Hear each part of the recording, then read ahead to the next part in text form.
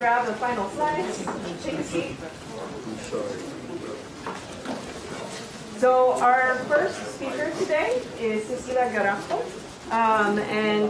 Cecilia got her PhD in physics at the University of Buenos Aires in 2010. She actually got her PhD studying higher dimensional theories of gravity, which is a bit different than what she works on now.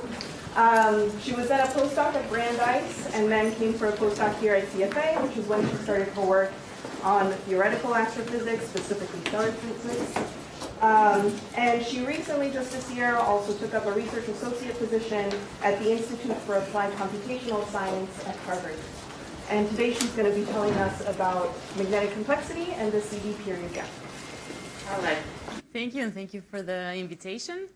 I'm going to talk about work that is in collaboration with many people here, like Jeremy Drake, Julian Alvarado Gomez, Sofia Mosque, some of them are here, Offer, who is in UMass Lowell, Aaron Dotter, June Choi, Doug Burke, and Vinay Kesha, among others. This is a pretty good list. And I would like to talk about magnetic activity in cool stars, and in particular about how the distribution of magnetic fields on the star can be very important for their spin-down process and for closed binary systems for their orbital evolution. So let's start from the beginning. So cool stars that have an outer convective envelope develop magnetic fields on their surfaces. And the faster they rotate, this is a bit too loud, isn't it? Am I speaking too loud? Okay. The faster they rotate, the stronger these fields are. And so rotation fuels magnetic activity. But also, these magnetic fields impulse magnetized winds through which the stars lose angular momentum. That's called magnetic braking, and it's a very efficient mechanism to spin down. That's how cool stars spin down. And therefore, activity, this magnetic activity, also controls rotation, in the sense that it controls how fast the stars will spin down. So faster rotation will mean stronger magnetic fields, therefore stronger magnetic braking, and therefore faster spin down. And so there's a self-regulating mechanism there, that faster rotating stars will spin down faster.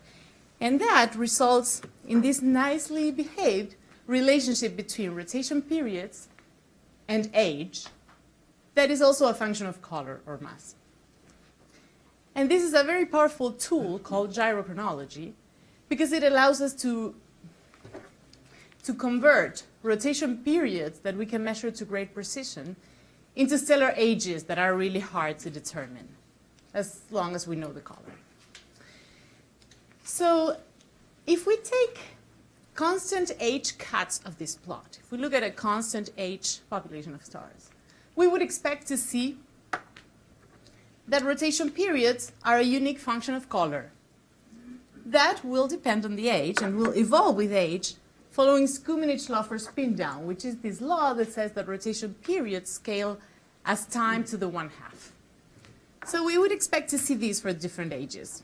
Stars align like that. I'm showing here rotation periods.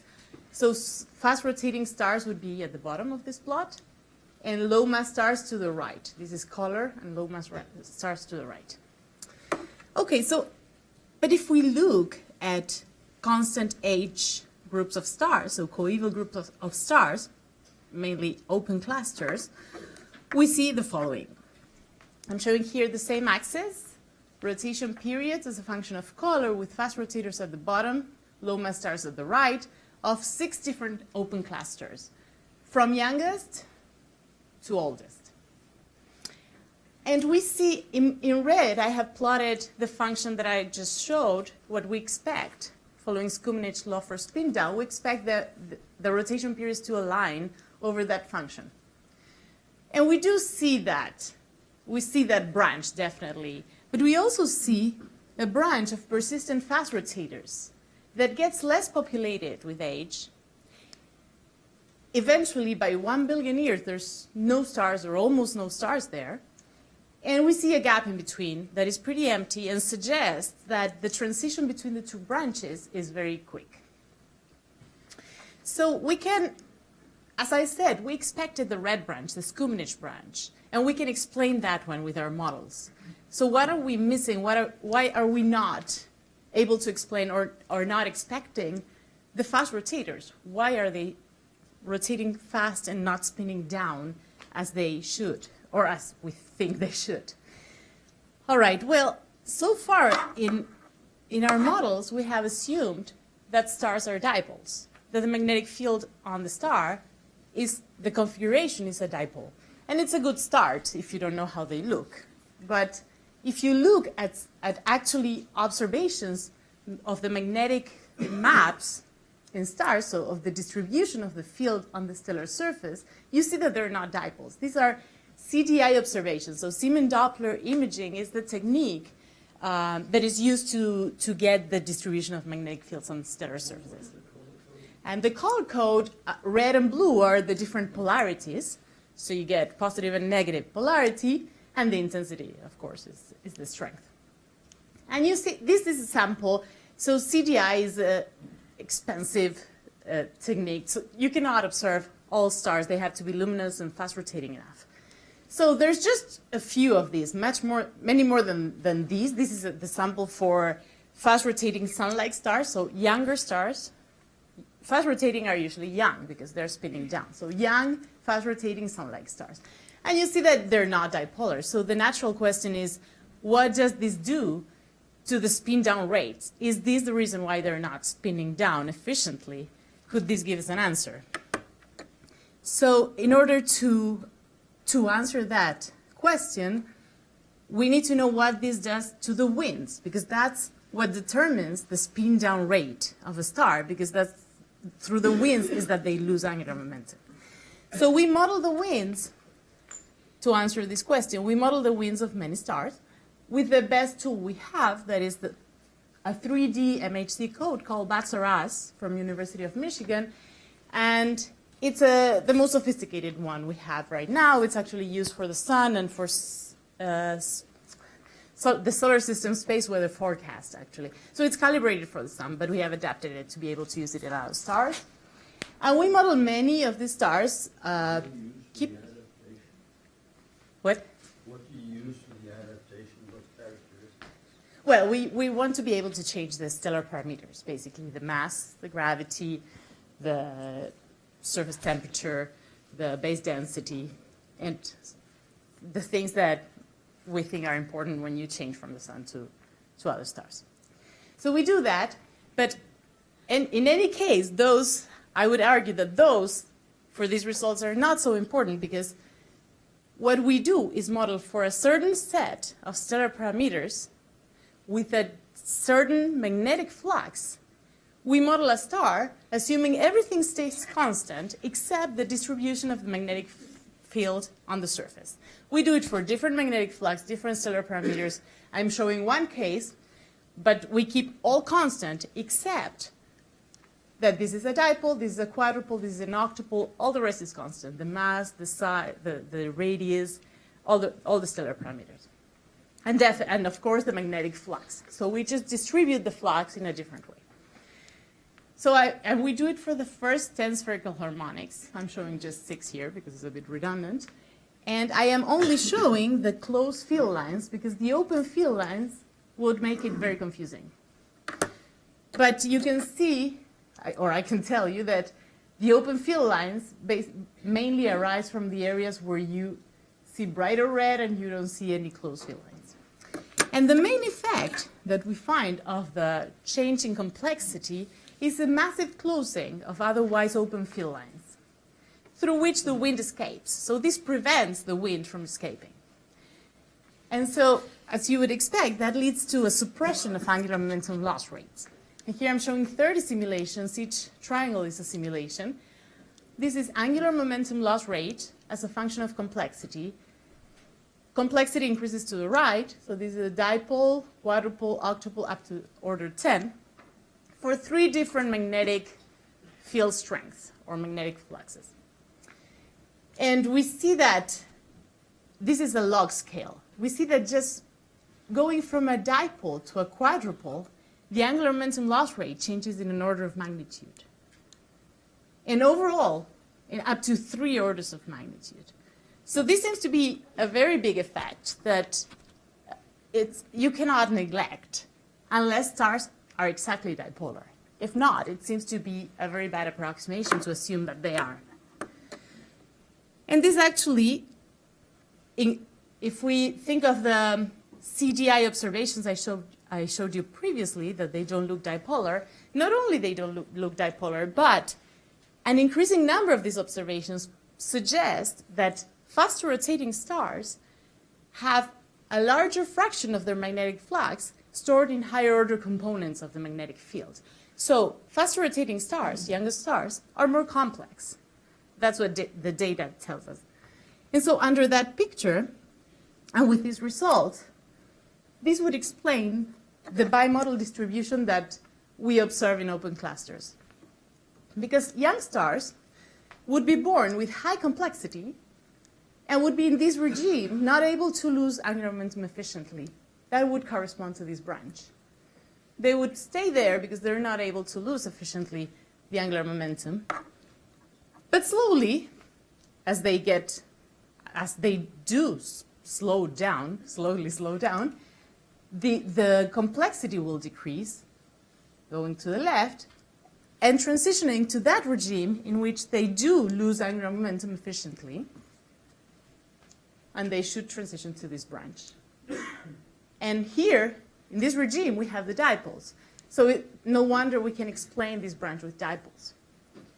And the reason this gap is empty and this transition is fast is because this is a steep curve. If you think this is log scale and you're changing a little bit the complexity, and the angular momentum loss rate changes by orders of magnitude. So to quantify this effect, we derived scaling loss based on 72 of these simulations.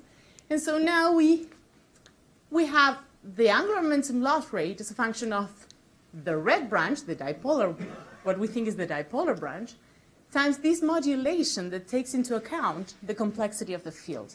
And n, so this is this factor. And n here represents the dominant order. And I can tell you more about how we calculate that. It's an approximation, certainly, but it gives you an idea of how complex the field is.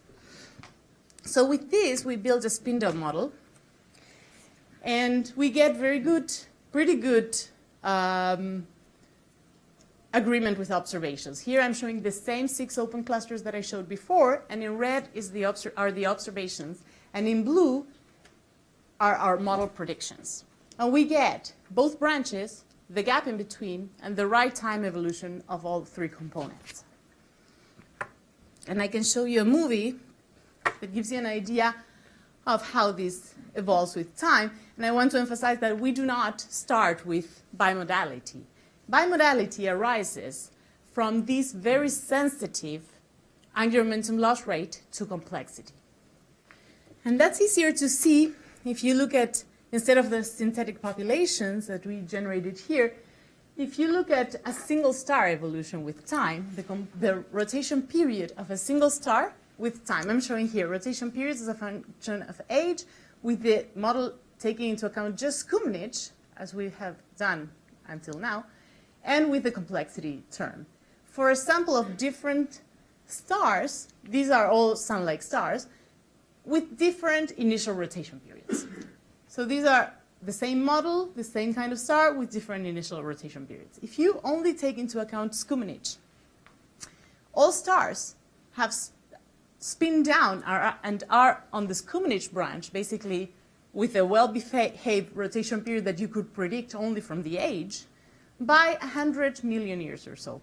That is younger than the youngest cluster I have showed you. So these would not explain, as we expected, the bimodal distribution. But with the same sample of stars, if you take into account the complexity, a complexity that decreases with period, then the fast-rotating stars will stay fast-rotating for much longer, and the transition is quick. And if you look at any particular age, you will see a concentration of stars that are slow-rotating and a concentration fast-rotating, and then a gap in between. So this is for single stars. What happens, how does this play for binary stars? So let me talk about a particular kind of closed binaries, cataclysmic variables. there are systems that consist of a white dwarf and a secondary mass donor star. The secondary mass donor star is a cool star and has winds. And actually, the whole orbital evolution of these systems is dominated by the magnetic braking, so by the angular momentum loss through the winds of the cool star in the system. So we should expect that all that I said so far could have an effect in these systems. All right, so, well, this dominates above 3 hours period or so. Below that, gravitational radiation becomes important. But I'm going to talk for, let me go ahead with that. Okay, so the main problem in understanding the orbital evolution of these systems is understanding the period gap. This is a histogram of number of observed systems as a function of rotation of orbital period in hours. And we see that between 2 and 3 hours periods, we essentially don't observe any systems or very few systems. And that's not clear why. So systems in this picture evolve from wherever they're born towards the left. And that is counterintuitive if you're thinking of single stars because they spin up when they lose angular momentum. That's because they're closed binaries and they lose angular momentum at expense of their orbital separation and they spin up. They're still having less angular momentum, but they're spinning up. So we're going the opposite direction. When single stars were spinning down and losing complexity, these systems are spinning up, and therefore the secondary, whose rotation period is the same than the orbital period because they're tightly locked, should be gaining complexity in the same picture. So they evolve towards the left, and meanwhile the secondary is losing mass through accretion to the white dwarf, and by the time they reach the upper boundary of the period gap, 3.2 hours or so, the secondary has become fully convective. So in the 80s, there was this result. Spruit and Reader showed that a 90% decrease of angular momentum loss, if it's fast enough, will lead to a stop in accretion. So the mass loss rate would go to 0. This is time, this is angular momentum loss rate, and this is mass transfer. So these would lead to a stop in accretion. And the reason is these systems are spinning up and getting closer to each other. Eventually, the secondary will feel the Roche lobe, and that's where here, I'm showing in this plot the secondary's radius as a function of time. And at that point, the accretion will take the secondary out of thermal equilibrium. It will inflate, and it will no longer follow the equilibrium path, but the Roche lobe path. And so it will continue to accrete more and more. But if eventually this happens, and the system slows down enough, the secondary will have time to go back to thermal equilibrium, receding and not feeling the Roche lobe anymore, and that would lead to detachment, this detached phase. Here they reattach because of gravitational radiation, as I said before. But this is the crucial thing. If it slows down enough, 90%, which is a lot, quick enough, then they'll be detached.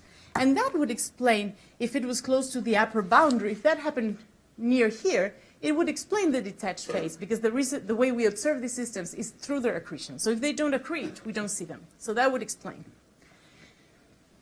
That, together with the fact that the secondary has become fully convective at that point, led to believe that the reason magnetic braking was decreasing so drastically is because fully convective stars could not generate such strong magnetic fields. That was a pretty nice explanation, if you ask me. But the issue is that now we don't have many reasons to believe that anymore. So in this Nature paper in 2016 by Nick Wright and Jeremy Drake, and with a follow-up paper this year, they have shown that the X-ray properties of fully convective stars are identical to those of partially convective stars. I'm showing here X-ray luminosity over bolometric luminosity as a function of Rossby number. That is rotation period over convective turnover time. But don't worry about convective turnover time. It's a way of getting rid of the spectral type dependency, basically rotation period for each spectral type. We knew that this relationship held for partially convective stars, which are the hollow circles in this plot, we knew that the stars rotating faster emit more in X-rays up to the point of saturation. We knew this. But we didn't expect the same, or, well, I don't know what people expected, but we didn't know that this was true for fully convective stars. And now the pink and red circles are fully convective stars. And we see that these properties are identical. And because in cool stars, X-ray emission is a visible symptom of magnetic activity, we don't have any reason to believe the dynamo behaves any differently. And at least we know that the strong magnetic fields are still there. They are generating very strong magnetic fields. This is up to saturation. There's a lot in saturated regimes, so they're very magnetically active. So that explanation doesn't hold anymore, that the magnetic breaking disruption or interruption was because the magnetic fields are disappearing. So what's happening? Well, that led us to think this complexity that we find can decrease angular momentum loss rates very efficiently in orders of magnitude could be playing a role here. So for these systems, we have always modeled things as well, assuming the secondary is a dipole. And because we need the secondary's magnetic braking to explain the orbital evolution of the system, if you model this as a dipole and it's not accurate, you'll get the wrong orbital evolution for the system. So what we did is we looked at all the CDI observations, the magnetic maps, for stars that are late M dwarfs, which is the spectral type of the secondary star near the upper boundary of this period gap. We ran the spherical harmonic decomposition for each of those, calculated the dominant order, and plotted that, the magnetic complexity, basically, as a function of period in hours again. And we see that there's a systematic increase as stars move to shorter rotation periods. There's a systematic increase in complexity. We don't have data all the way to the period gap, but if this was the trend,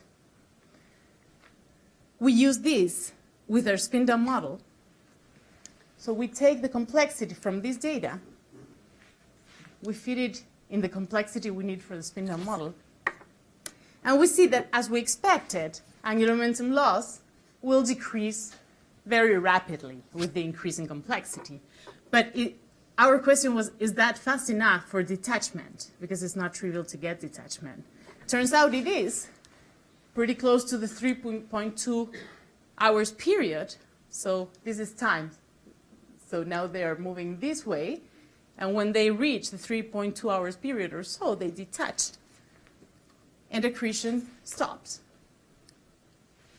And so we run synthetic populations, and we see what you would expect at this point, that although the systems are there, there's nothing particular between 2 and 3 hours periods. When you take into account the accretion luminosity, that is really what you're measuring actually, and you multiply these by that, you get the period gap. So I'd like to summarize by saying that magnetic complexity is important for spin down, and we cannot ignore it. It's not a little effect. It can be dominate. And also that the same magnetic complexity explains the CV period gap, and that it's the same spin down model that works for single stars that explains the period gap of cataclysmic variables. Thank you.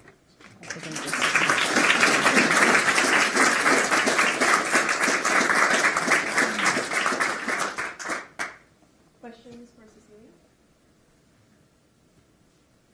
According to the S-Web model for the According to what, sir?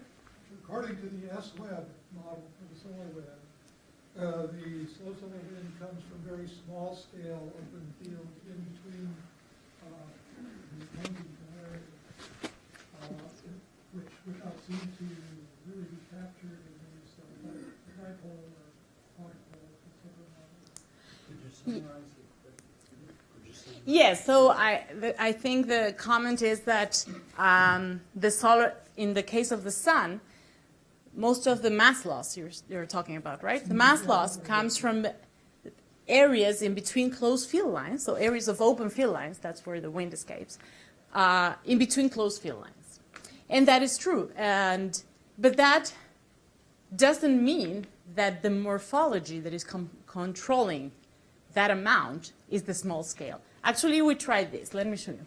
We tried this, and we saw that. Let me see if I have a backup slide.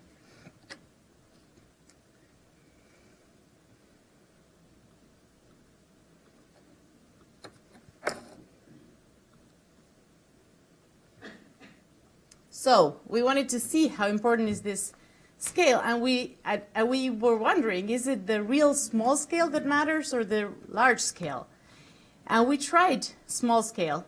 So we added active regions, and we find that the change by small scale, adding small scale, is only, it does change, but it's a factor of a few.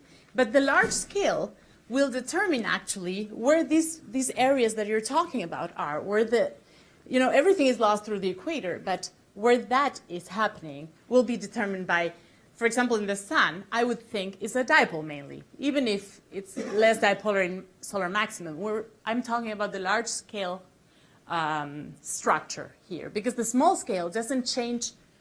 It changes by a factor of a few, so it's not negligible, but compared to the large scale, it is negligible. And I think the reason is because there's just so many field lines you can close with small areas of active regions. But if you have, instead of a dipole, a quadrupole, then you're changing the whole structure and you're closing massively the field lines. So yeah, we tried that and we found that what really matters, so what you're saying is that from the regions that are in between is where you get everything, and on top of it, then it funnels around it, and that's true, but it's determined by the large scale structure. Because that's only, you could only close a few by adding or removing active regions. So yeah. Does that answer the question? Yeah, okay. One more question?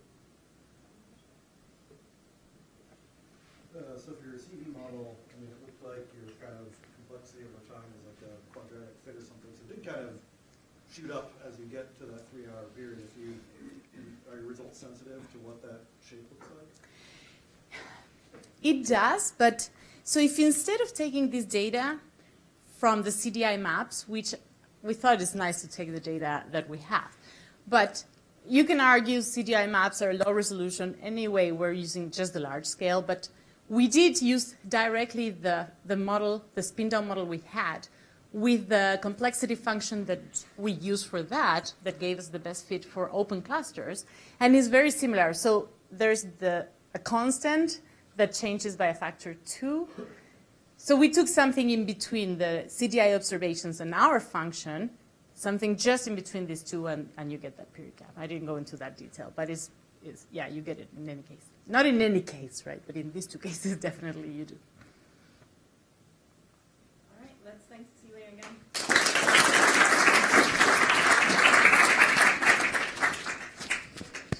Our next speaker is Daniel Garaffo. And Daniel got his PhD from Columbia University in 2016, where he was working in communication and doing 11. Since then, he's been and he works on a variety of different problems related to black hole binaries, both the supermassive kind and the stellar mass kind, and different types of gravitational wave sources. And I believe today he's going to be telling us about what we'll be able to do with LISA and multi-wavelength observations in terms of constraining. Yeah, no, thanks very much. I'll put my microphone on. And Okay. Oh.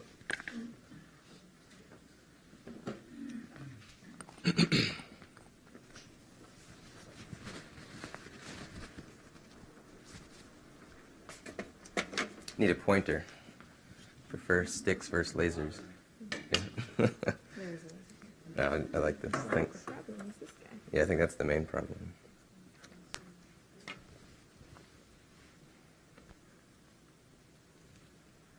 I promise we tested this beforehand, but there we go. All right, thanks so much. Okay, yeah, so today I'm going to be talking about compact object binaries, mostly black hole binaries. And this time, I'm going to be talking about the stellar mass black hole binaries that are detectable and have been detected by LIGO, as opposed to the supermassive black hole binaries, which I've talked to you about before here a number of times. So I'm going to talk about at least one project, maybe two. And the first one is embodied by this first word in the title, multi-frequency, where here I'm going to be talking about multi-frequency gravitational wave detections with LISA and LIGO. And the second, multi-messenger, refers to some work I'm thinking about where we're using electromagnetic radiation with gravitational wave radiation to achieve a similar goal. And that goal is to try and understand the origin of the LIGO events, the black hole binary and neutron star mergers detected by LIGO. So here they are. I'm sure you've seen this plot many, many times, at least I have. But actually, I haven't gotten sick of it. It's pretty amazing. There are 18 black holes on this slide that we're pretty sure we know existed, 6 of which still exist right now, presumably. And the title itself, I think, is kind of amusingly understated. Black holes of known mass. But, I mean, this is amazing. LIGO detected gravitational radiation from 6 black hole binaries. And we got to peer into this snapshot at the end of the life of compact objects. I think what might be even more fascinating is asking the question, what was the rest of their life like? And what astrophysical environments did they form? And what were the processes that brought them together to the point where they could merge and be detectable by LIGO? And that's something I've been really interested, not only for the LIGO black holes, but also for supermassive black holes. Because today I'm going to tell you about work trying to understand the LIGO formation scenarios. And so, yeah, this is the question. How did they form? Specifically, how did the binaries that are going to merge form? Well, I Googled God's hands, and this is what I got. So I'm glad you asked that question. But, you know, this is we're not going to bring religion at this talk, so I'll come up with a few other ideas why or how the black hole binaries might form. And these are the two kind of flavors or channels that people are thinking about the most about how binaries, black hole binaries that form in the LIGO band are you know, how have they come to be close enough to merge. One just referred to as formation in the field, where you have 2 massive stars that form and eventually turn into a neutron star or black hole. And by processes I'm not going to mention, either common envelope evolution or chemically homogeneous evolution, will become close enough to merge. So this is what will be called formation in the field, as opposed to dynamical formation, where you have black holes that form from stars on their own in a very crowded star cluster, like a globular cluster or a nuclear star cluster. And those black holes go interactions, which I'll discuss some of this throughout the talk, scattering interactions that eventually form close pairs that will merge. So these are the 2 types of ideas. Formation channels, there are a few other ones, primordial black holes, or something I've worked on actually with Avi Loeb is collapse of a very, very massive star that fragments and creates 2 binary black holes. But then the question is, these are some ideas of how we might think happen, but how do we figure out which ones are the ones that happen in nature? And I think the name of the game then is to look at each of these channels and see what unique predictions they make for the binaries that they form. And so some of the observational probes or unique imprints that these formation channels will have on the binaries can come up in a few different ways that I've just listed here to brainstorm, essentially. It could come in the total mass of the binary. So for example, the very first detection by LIGO was a binary with a total mass of 60 solar masses, which was kind of unexpected. And so there are a number of different ways that were brainstormed to essentially come up with how you create such high masses. Another thing are the spins of the black holes. But what gravitational wave measurements, or say LIGO, actually measures is a combination of the mass and spins and their projection to the orbital plane. So this could be a bit degenerate with a few different parameters, but it can still give us interesting information. Mass ratios is another idea. The redshift distribution of these sources will eventually be measured by LIGO.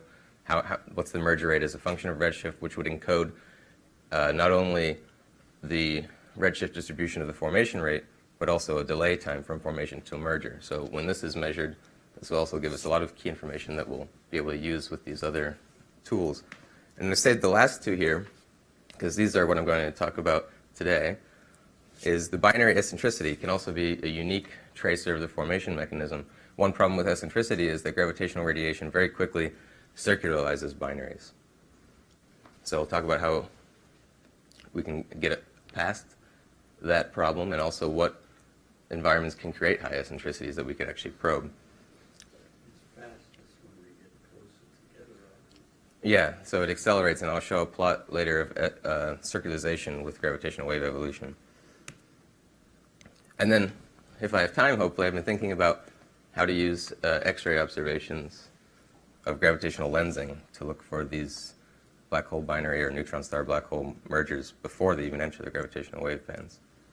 So let's start with the first one. And so, just a little bit of a primer on the characteristics of eccentric black hole binary systems. The first is that, if you recall, a circular binary emits gravitational radiation at a frequency that is the second harmonic of its orbital period. So the orbital frequency times 2 is the gravitational wave frequency emitted by a circular binary. If you have an eccentric binary, you now start emitting at a whole bunch of harmonics at higher frequencies than the second harmonic of the orbital frequency. You can imagine this because, right, a circle is just one frequency, but to build an ellipse, you need many different frequencies to build up that ellipse. So you emit at a spread of frequencies. Second, the time to merger is decreased. If T sub c is the time to merger for a circular binary, the gravitational wave time to merger for an eccentric binary is decreased by this factor, where E is the eccentricity. So you can merge them more quickly. 3, both LISA, low-frequency gravitational waves, and LIGO, high-frequency gravitational waves, can detect eccentricity. And these are the kind of most up-to-date estimates of how low of an eccentricity you could detect with these instruments. But 4, as I mentioned already, and Erwin mentioned, gravitational waves circularize binaries. And LIGO, which detects binaries at the very end of their lifetime, you'd expect most or all of them to be circular. But if you take into account LISA now, there's a very interesting paper published right after the first gravitational wave detection. And what it said is that this first gravitational wave binary black hole detected by LIGO here, if we would have gone back 10 years and had LISA, would have also been detectable in the LISA band. So this is the characteristic gravitational wave strain versus the gravitational wave frequency. And if you assume all these binaries are circular, then these lines here are just tracks of their evolution through time as they get closer and closer and closer, and their gravitational wave frequency spikes. So let's think about this 30 plus 30 solar mass black hole detected by LIGO, the white line. About 10 years before it's going to merge, it'll be emitting at the LISA frequencies of about 10 to the minus 2 hertz. And then if we had both of these operating, we'd wait 10 years and we'd see it merge in the LIGO band. What this is really interesting for eccentricity, and the reason I started working on this is because if you have eccentric binaries, you might be able to see this eccentricity and hence imprints of their formation in the LISA band where you wouldn't have been able to in the LIGO band. So that's one of the main ideas to this, what I'm going to describe now. Okay, so now I want to describe a way that you could create eccentric binaries through one of the formation channels that I mentioned in the beginning. And that's the dynamical formation channel. So I'm going to give you some quick background on how that works in globular clusters. So you have a globular cluster, and eventually the massive stars in that cluster turn into black holes. And those black holes mass segregate towards the center and create what you might call a black hole core. And then through triple interactions between those black holes, you form black hole binaries. And once you form a few of these black hole binaries, the dominant scattering mechanism in this black hole core is between binaries and single black holes. And what happens is you have a number of these binary plus single interactions going on in this black hole core, which I'm showing here with this really complicated trace of one of these three-body interactions going on, where you see these helixes or this binary spinning around while it interacts and exchanges with a single black hole throughout this three-body scattering process that takes about 1/10 of a year or so, depending on the cluster properties. But the idea is that these scatterings go on, and each time you have a scattering, a binary at some semi-major axis after the scattering gets harder. And then it waits some time, about 10 million years, until the next scattering, and then it gets harder still, which is depicted by this kind of this picture here where you have scatterings and scatterings, and you get a smaller. And Scattering always make it harder. because some gravitational energy is taken away in a recoil. And so, but the point is that you scatter, tens of times until you have such a close semi-major axis that the next interaction will result in a recoil that will kick that binary out of the globular cluster, because the orbital velocity of that tight binary will cause a recoil that has an escape velocity greater than the cluster. Ejection velocity greater than the escape velocity of the cluster. And this is kind of the standard picture of about a year ago of how you create these binaries in globular clusters, because once you eject that binary, it now is no longer being scattered and can decay due to gravitational wave radiation. So, using this kind of standard picture of how this happens, what I'm going to tell you about is how you not only have these ejected binaries, which will have some characteristic eccentricity, which I'll explain, but there are also going to be black hole binaries that will merge during these scatterings in the cluster. Something that's only been pointed out recently in the last year by some post-Newtonian kind of cluster simulations, Monte Carlo simulations of globular clusters by people, the Northwestern group. But what I've done with analytic work with Johann Samsung at Princeton is show, well, first of all, that these different types of populations that merge in the cluster should exist, and that they should have very specific eccentricities that can be measured in the LISA and the LIGO band. And so I just want to run through how this calculation works to show you what's happening. So what we do is we assume that these black hole binaries form at some semi-major axis A, which is given by essentially the semi-major axis of a hard binary, which depends on the velocity dispersion in the cluster. And then, after all these it goes through binary single interactions, these scatterings. And after each scattering, like I said, the semi-major axis changes by some constant delta. And then there are 4 possible outcomes. Either during that 3-body encounter, a binary forms that merges. There's a close enough, highly eccentric enough counter that merges this binary. 2, there is a merger in between scatterings. So once you have the scattering and this binary is floating around waiting for the next scattering, it merges. Or 3, the binary is eventually ejected and then merges upon ejection. Or even 4, it's ejected, but it's not eccentric eccentric enough for the binary to merge in a Hubble time. And so what delineates these three possibilities is the eccentricity of the binary, which will end up creating these three different populations, where the first is what I'm going to call a free body merger population, which will be very highly eccentric and have eccentricity detectable in LIGO.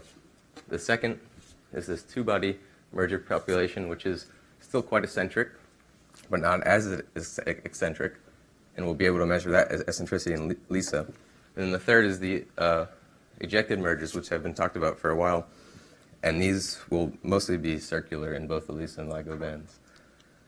So the calculation that we do is we take 1 million binary black holes, and we do a scattering experiment from this beginning semi-major axis down to the ejection semi-major axis.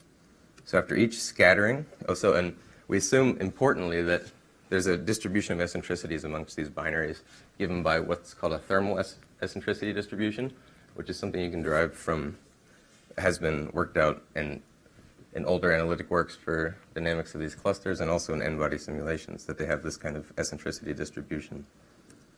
So at each scattering we ask, first, will the binary merge in this two-body process? So we draw an eccentricity from this distribution, and then we say, is this eccentricity high enough that the gravitational wave decay time is shorter than the time between scattering interactions, which we calculate from the globular cluster parameters, and it's of order of 10 million years. If it does, we count that as a two-body merger. If not, we allow scatterings to continue, and we ask, now does this binary merge during the interaction? So we draw another eccentricity. Is this eccentricity, for each of these 20, there's actually about 20 metastable binaries that occur during this three-body encounter. And so we draw another eccentricity and ask, is this eccentricity high enough for a gravitational wave capture to occur before the end of the encounter, before 0.1 years, essentially. And if it does, we add this to the three-body type mergers. And then finally, we continue scatterings with everything that doesn't merge until you get down to the ejection semi-major axis.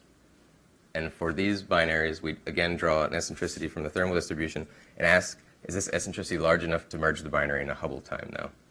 If it is, we add this binary to the ejected population. If not, there's a population of binary black holes that are floating around that will not merge in a Hubble time. So then what you find is this plot I was showing you again, these three different populations, where this highly eccentric three-body merger population has eccentricities, very high eccentricities of formation of 0.9999, which is governed essentially by this time scale for the three-body interaction to occur. Then, again, the two-body merger is governed by this longer time scale, which is the time scale in between scatterings, and results in binaries with characteristic eccentricities of 0.999.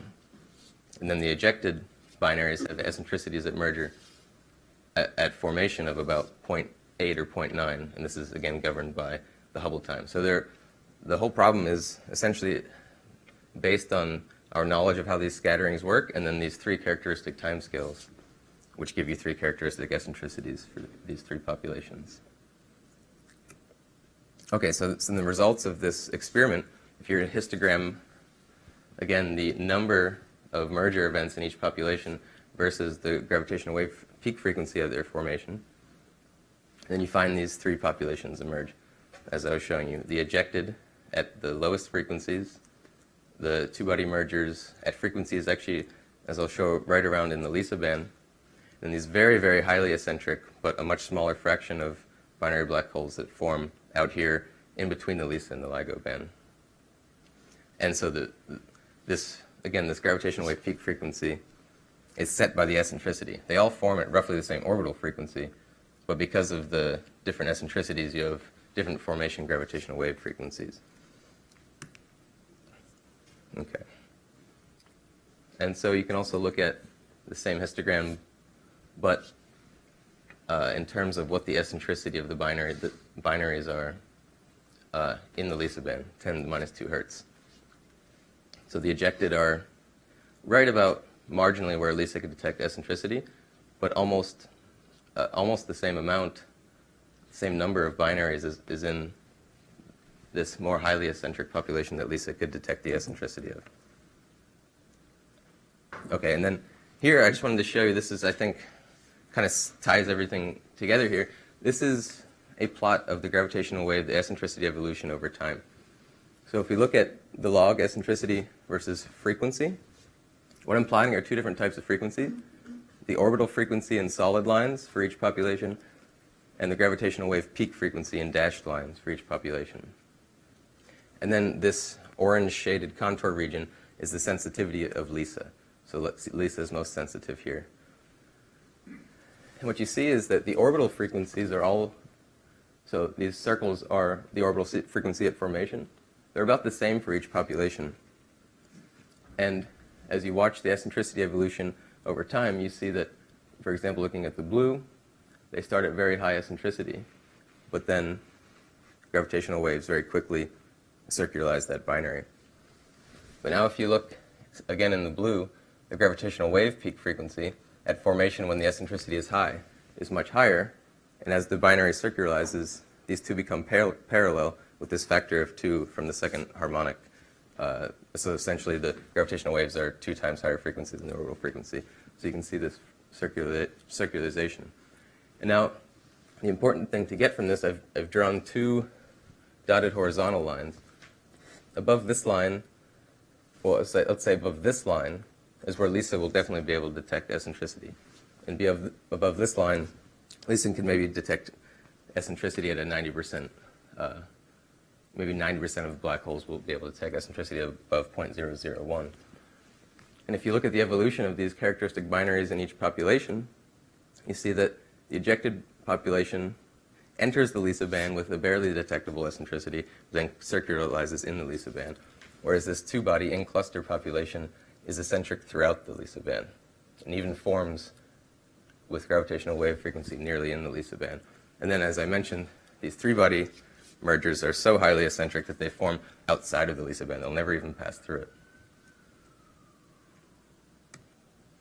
And so, just to give you an idea of what the tracks of these binaries through kind of the standard strain versus frequency space look like, I'm going to show you what seems to be a very complicated looking plot. But if we focus on the two-body population, this thick dashed line is the gravitational wave peak frequency as the binary evolves from formation down to circularization and merger. So what's interesting is that you can see what I've drawn are these profiles at a snapshot in the binary's evolution. And these are showing you what the spread of frequencies, different frequencies and gravitational waves a binary is emitting at a snapshot in time. So when it's formed, it's very eccentric and it's emitting this whole spread of frequencies at lower power because all the power is spread out among different frequencies. But as it circularizes, instead of moving right across this diagram as you see for circular binaries, it moves upward in power. And that distribution narrows to a delta function until circularization. And then you see this normal kind of track of the binary through frequency space. And so this is showing this population is showing up in Lisa where it can be detected. So this is the Lisa sensitivity and this is the LIGO sensitivity where it can be detected with reasonable signal to noise at z.1 here. And just to give you an idea, this is the same thing for the other populations. The ejected mergers are similar, but they enter Lisa at a little bit lower frequency. And then again, these very highly eccentric guys are never in Lisa at all, but they circularize in LIGO. And so there have been some simulations, Monte Carlo simulations of globular clusters done where we can look at the different black hole binaries that are formed in these simulations and do scattering experiments and see at what gravitational wave frequency do we expect formation. And this is just plotting chirp mass versus gravitational wave frequency at formation of a few of these, and you see this separation of these very highly eccentric guys in between the Lisa and LIGO band and these ejected mergers over here. This plot actually doesn't include the green population of two-body mergers because they hadn't really been pointed out. Their importance hadn't been pointed out yet. But this is just to show that now, beyond the analytic treatment that I'm using, we're finding very similar results. And this is also really cool because if Lisa and LIGO are running, you'd be able to find a population that doesn't show up in Lisa, which hints to this kind of formation channel. Okay, and I'm not going to go into this, but you can also calculate a stochastic gravitational wave background from these eccentric binaries. And what you usually expect for a circular binary population is this gray power law line. But when you have eccentric binaries, you have a cutoff in power at low frequencies. And so the upshot is that if we match to the LIGO rate, then we expect a gravitational wave background that's barely detectable by Lisa. This is the Lisa sensitivity curve. But these signatures of eccentricity, these humps and fall off, are not detectable by Lisa. So it's interesting to calculate, but this eccentricity won't be probably not detectable in the gravitational wave background. Okay, so I just wanted to put a summary up that there are these three different populations with different eccentricities we expect naturally to come from dynamical formulation in globular clusters. And in the future, by looking with Lisa and LIGO, if we can identify the fraction of mergers that have these different eccentricities, we can identify what fraction of mergers come from, for example, dynamical formation in this manner. And the fact that we haven't seen any of these highly eccentric guys with LIGO yet doesn't give us any constraining power at the moment because we only have 6 detections, and these are expected to be about 5% of all mergers. But if LIGO detects hundreds of black hole binaries in the near future, then we can start putting constraints just from LIGO detections. And I'm going to end in a minute, but I just wanted to advertise some new work I'm doing that I, of course, mentioned in the beginning, using electromagnetic signatures. And I'm just going to show one slide because it's pretty. You've probably seen it before in different colors. This is work that I've done actually on supermassive black hole binaries using gravitational lensing to look for them in the centers of galaxies. But I've been thinking with Roseanne DeStefano how to apply this to the LIGO binary mergers. So it's essentially the same idea. If you have, it can be understood here with this plot, if you have two compact objects in a binary, and one of them, say this guy is bright, say it's accreting gas, then you can see a kind of unique signature of this binary if it's inclined to the right angle from gravitational lensing. So here's an example light curve. You have this sinusoidal variation due to Doppler boost, brightening and dimming due to the relativistic motion of the orbit. But then as this bright secondary or accretion disk passes behind the primary black hole, you get these strong lensing flares. And we've been looking at the prospect of looking for these in the X-ray, looking for periodic flares in the X-ray to identify a population of compact objects before they're even in the Lisa band. So to fill out the parameter space of these objects and try and learn more about their formation across different separations, not just the close separations near merger. So I'll just leave it at that for now and say thanks.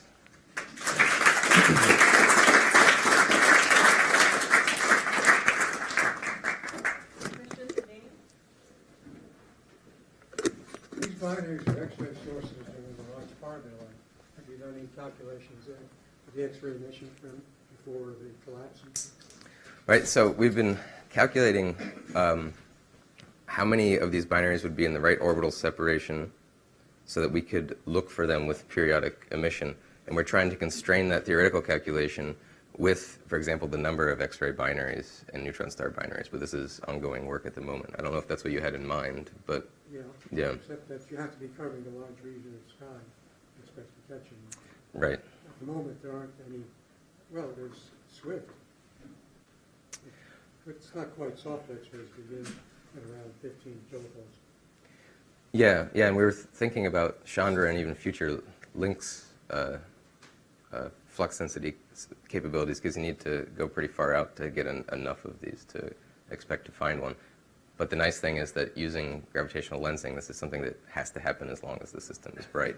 The uncertainty is it going to be bright at the right time when you have orbital periods that can be caught by 100 kiloseconds or something like this. But, yeah. What kind of search procedures have you thought of to look for these lens events in the experience? Well, we've actually started trying just to look in Chandra and look for flares and follow up and look for repeating flares. I mean, Chandra might not go far enough out at the moment to find these. Chandra's appointed. You got a list of possible positions? They have a wide field of view? So we've been looking just through data of globular clusters, X-ray observations and globular clusters as a start. But yeah, so you would want to look with something, with a wide field of view, but you can also just cover that field of view over time. You can cover the sky over time because we're looking for orbital periods that would be tens to hundreds of kiloseconds. So you don't have to look at the entire sky at one moment. You can add up these observations over time is the idea and look through even archival. But this is an ongoing work that we're doing. So we're still working on finishing this paper. So that's something we're thinking about. I have a naive question. Up to a few years back, there was a sort of dominant concept that there would be only one black hole left in present-day globular clusters because of dynamic processes. And there was even a Nature paper by Jay Strader when they discovered the second one in M22, saying that this is something exceptional and extraordinary. How does it fit to this, to all these simulations and calculations that you made? Oh yeah, so I actually just entered this world of dynamical interactions in globular clusters, and the people I'm working with seem to understand that you can keep multiple binaries in the core of these globular clusters, but perhaps that is an uncertainty that we can test by eventually looking for these populations, because you end up testing the astrophysical formation scenarios. So if we don't see any that seem to be coming from the dynamical formation channels, then maybe we'll have to go back to those models and see if they were right in the first place. But all right, let's thank Daniel and go first.